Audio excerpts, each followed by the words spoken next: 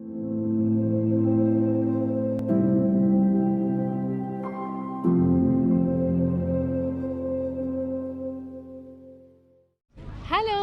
Welcome back to our channel. നമ്മളിപ്പോൾ നിൽക്കുന്നത് കോയമ്പത്തൂരെ തിരുമണം എന്ന് പറഞ്ഞ സ്ഥലത്താണ്. നമ്മളവിടെ ഒരു ലോകാത്ഭുതം വീണ്ടും കാണാൻ വന്നിരിക്കുകയാണ്. അപ്പോൾ അത് കാണുന്നതിന് മുമ്പ് നമ്മളിന്ന് വന്ന കുറച്ച് കാഴ്ചകളുണ്ട്, അത് നിങ്ങൾ കണ്ടിട്ട് വരി.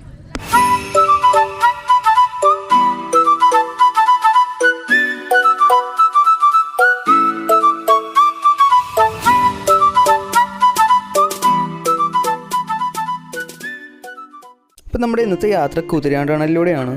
കുതിരാൻ്റെ പണി കഴിഞ്ഞതിന് ശേഷം ആദ്യമായിട്ടാണ് നമ്മൾ ഇതിലൂടെ പോകുന്നത്. നാഷണൽ ഹൈവേ അതോറിറ്റി ഓഫ് ഇന്ത്യയുടെ കീഴിൽ വരുന്ന ട്വിൻ ട്യൂബ് ഹൈവേ ടണലാണ് കുതിരാൻ.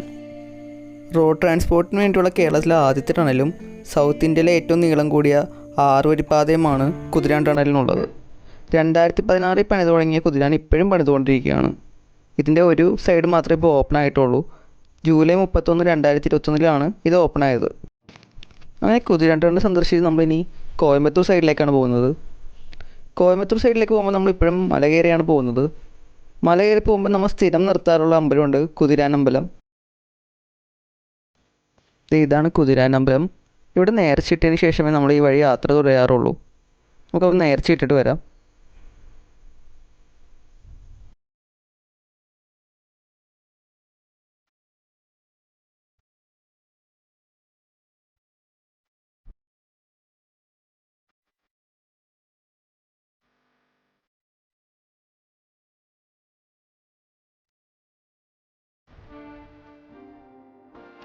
അങ്ങനെ നമ്മൾ യാത്ര തുടരുകയാണ്. ആദിയോഗി എന്ന് പറയുമ്പോൾ എല്ലാവർക്കും ഡൗട്ടുണ്ട് അതൊരു ശിവൻ്റെ അമ്പലമാണെന്ന്. ശരിക്കും അതൊരു അമ്പലമല്ല, ഒരു യോഗ ആൻഡ് മെഡിറ്റേഷൻ സെൻ്ററാണ്. ഇഷ ഫൗണ്ടേഷൻ എന്നാണ് അതിൻ്റെ ശരിക്കുള്ള പേര്. ആദിയോഗി എന്നുള്ള ആ സ്റ്റാച്ചുവിൻ്റെ പേരാണ്. യോഗ മെഡിറ്റേഷൻ ക്ലാസ്സുകൾക്ക് നടത്തുന്ന ഒരു യോഗ സെൻ്ററാണ് ആക്ച്വലി ഇഷ ഫൗണ്ടേഷൻ. അങ്ങനെ നമ്മൾ വാളയാർ എത്തിയേക്കുക കേട്ടോ. വാളയാറിന് കേൾക്കുമ്പോൾ നമുക്ക് ആദ്യം മനസ്സിലാവുന്നത് നമ്മുടെ ദിലീപിൻ്റെ വാളയാർ പരമശിവൻ എന്ന കഥാപാത്രമാണ്.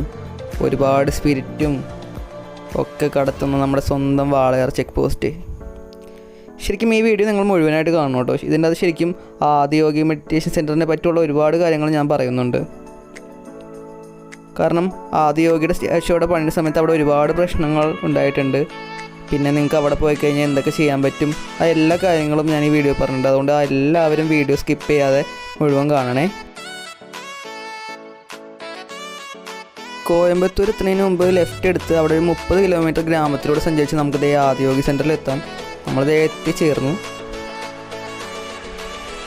വരുമ്പോൾ തന്നെ ഒരു വലിയ കവാടമാണ് നമുക്ക് മുമ്പിൽ.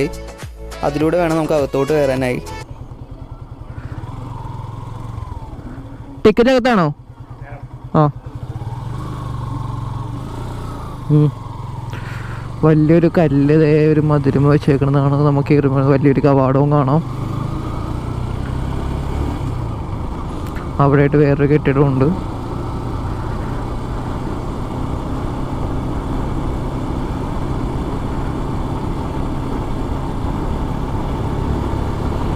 അകത്തേക്ക് അത്യാവശ്യം നല്ല രീതിയിലുണ്ട്. നമുക്ക് അവിടെ വണ്ടി പാർക്ക് ചെയ്യാൻ പറ്റും.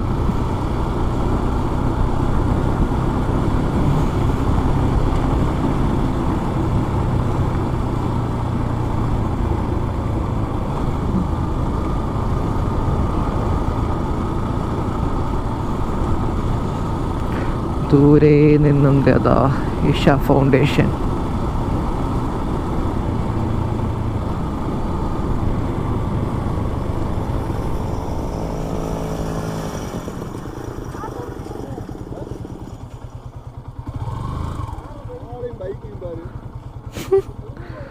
രണ്ട് പിള്ളേര് ലൂണയിൽ വന്നേക്കണ കേട്ടോ. അവരവിടെ പിടിച്ചേർത്തേക്കണേണ്.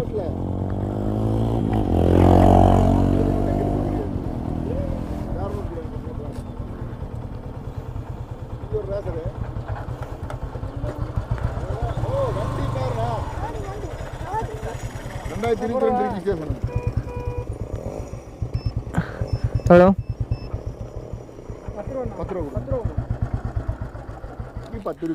ഓക്കെ.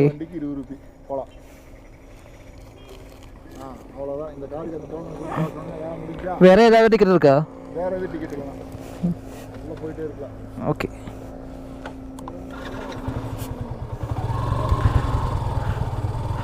2 വീലേഴ്സിന് 10 റുപ്പീസും 4 വീലേഴ്സിന് 30 റുപ്പീസുമാണ് ഇവിടുത്തെ ചാർജ്. വേറെ ടിക്കറ്റ് ഒന്നും എടുക്കണമെന്നാണ് പറയുന്നത്. നമുക്കിനി നമ്മുടെ വണ്ടി കൊണ്ടുപോയി പാർക്ക് ചെയ്യാം.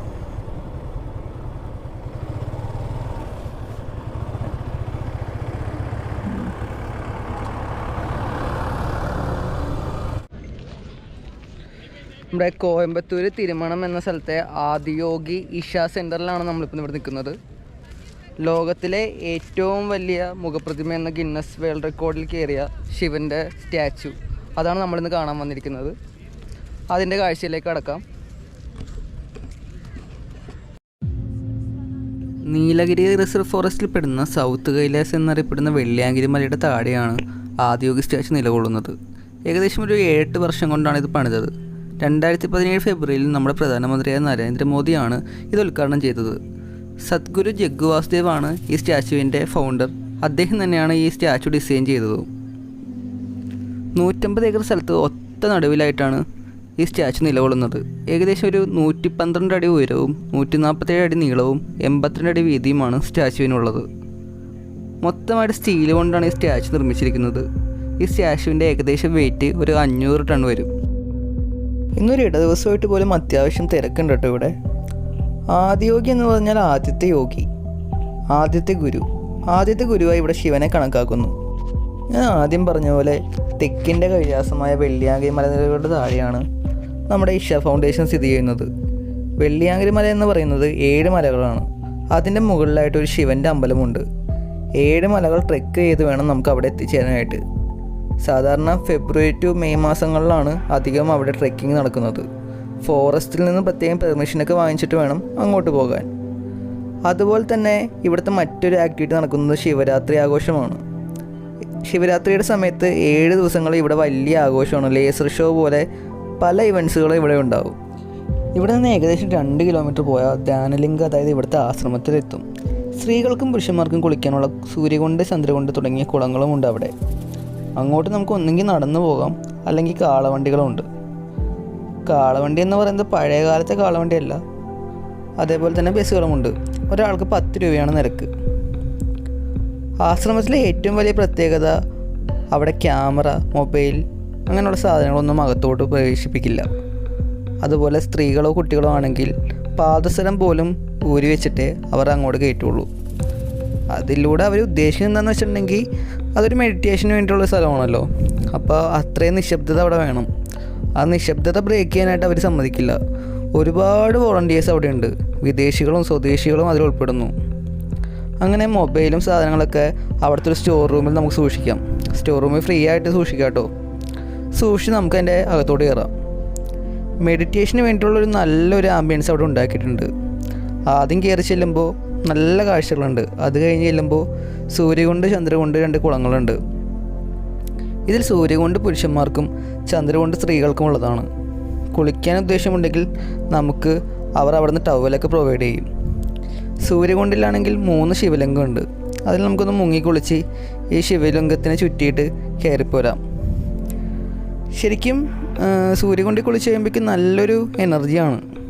അതിൻ്റെ ഒരു സയൻറ്റിഫിക് റീസൺ പറയണമെങ്കിൽ ആ കുളത്തിനടിയിൽ കോപ്പർ ഉണ്ടെന്നാണ് പറയുന്നത്. അതാണ് നമുക്ക് അത്ര എനർജി തരുന്നത്. അങ്ങനെ സൂര്യകുണ്ടിലെ കുളിയൊക്കെ കഴിഞ്ഞ് നമ്മൾ പിന്നെ കയറുന്നത് ഇവിടുത്തെ മെഡിറ്റേഷൻ റൂമിലേക്കാണ്. സത്യത്തിൽ ഒരു ഇഗ്ലു പോലെയാണ് ആ മെഡിറ്റേഷൻ റൂം അവർ ഉണ്ടാക്കിയിരിക്കുന്നത്. കരിങ്കല്ല് ഉപയോഗിച്ചാണ് അത് പണിതിരിക്കുന്നത്. അത്യാവശ്യം നല്ലൊരു ഇരുട്ടാണ് കേട്ടോ അവിടെ. ഒരു സെർട്ടൻ പീരീഡ് ടൈമിൽ നമുക്കവിടെ മെഡിറ്റേഷൻ ചെയ്യാൻ പറ്റുള്ളൂ. അത് തുടങ്ങിക്കഴിഞ്ഞാൽ പിന്നെ അങ്ങോട്ട് ആരും അവർ പ്രവേശിപ്പിക്കില്ല. അങ്ങനെ നമുക്ക് ഓരോരോ പ്ലേസിലായിട്ട് അവിടെ ഇരുന്ന് കഴിഞ്ഞിട്ടുണ്ടെങ്കിൽ ഈ വിദേശികളായിട്ടുള്ള വോളണ്ടിയേഴ്സ് അവിടെ ഒരു മ്യൂസിക് പ്ലേ ചെയ്യും. അതിൽ ലയിച്ച് നമുക്കങ്ങനെ കണ്ണടച്ചങ്ങിരിക്കാം. ഏകദേശം ഒരു 10-15 മിനിറ്റ് ഉണ്ടാവും ആ മ്യൂസിക്. നല്ലൊരു ഫീലായിരിക്കും. ഈ തിരക്ക് പിടിച്ച ജീവിതത്തിൽ വളരെ അത്യാവശ്യമായിട്ടുള്ളൊരു ഒന്നാണ് ആ മെഡിറ്റേഷൻ. അത് കഴിഞ്ഞ് നമുക്ക് അവിടെ നിന്ന് അങ്ങോട്ട് പോരാം. ഇവിടെ മെഡിറ്റേഷൻ, യോഗമൊക്കെ പഠിക്കാൻ വന്നാലും അല്ലാതെ ചുമ്മാ ഇവിടെ കാഴ്ചകൾ കാണാൻ വരുന്നവർക്കും ഇവിടെ സ്റ്റേ ചെയ്യാൻ വേണ്ടി റൂംസും റിസോർട്ട്സൊക്കെ അവൈലബിൾ ആണ്. അവിടെ ഫുഡും അവൈലബിൾ ആണ്. വെജിറ്റബിൾ ഫുഡാണ് ഇവിടെ കൊടുക്കുന്നത്. അപ്പോൾ അതിനെപ്പറ്റി കൂടുതൽ ഡീറ്റെയിൽസ് അറിയാൻ ഇവരുടെ വെബ്സൈറ്റിൻ്റെ ലിങ്ക് ഞാൻ ഡിസ്ക്രിപ്ഷൻ ബോക്സിൽ കൊടുക്കാം. എല്ലാവരും അതിൽ കയറി നോക്കുക. കയറി വരുമ്പോൾ തന്നെ ആദിയോഗിയുടെ താഴെയായിട്ട് നമുക്കൊരു അമ്പലം കാണാം. ഇവിടുത്തെ പൂജ എന്ന് പറയുന്നത് ചെമ്പിൻ്റെ പാത്രത്തിൽ വെള്ളത്തിൽ കൂവളത്തിൻ്റെയും ആര്യവേപ്പിൻ്റെയും ഇലയിട്ട ഒരു പ്രസാദമാണ്. നമുക്കതൊരു 20 രൂപ കൊടുത്ത് വാങ്ങിച്ച് ഇവിടുത്തെ അമ്പലത്തിൽ കൊണ്ടുവന്ന് കൊടുക്കാം.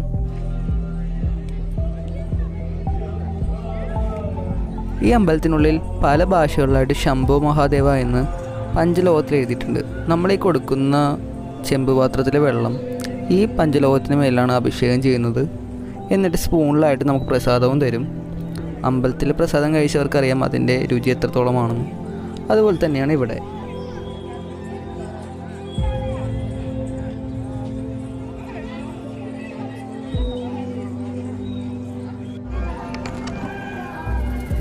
കയറി വരുമ്പോൾ ഓരോരോ കൽസൂപങ്ങളാണ്. അതിൻ്റെ അകത്ത് സർപ്പത്തിൻ്റെ രൂപം കൊത്തിയിട്ടുണ്ട്.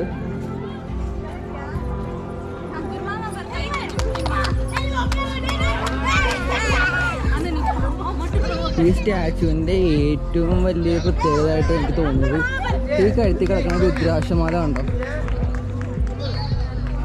ഞാനത് സൂം ചെയ്തിട്ടുള്ളൊരു വീഡിയോ കാണിച്ചു തരാവേ.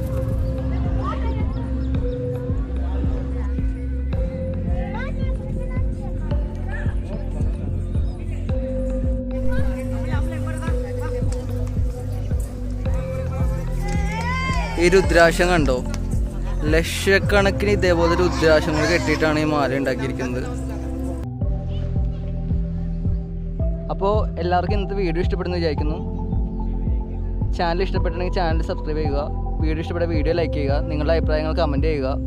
ഇനിയും പുതിയൊരു വീഡിയോ ആയിട്ട് കാണുന്നവരെ എല്ലാവർക്കും ഗുഡ് ബൈ.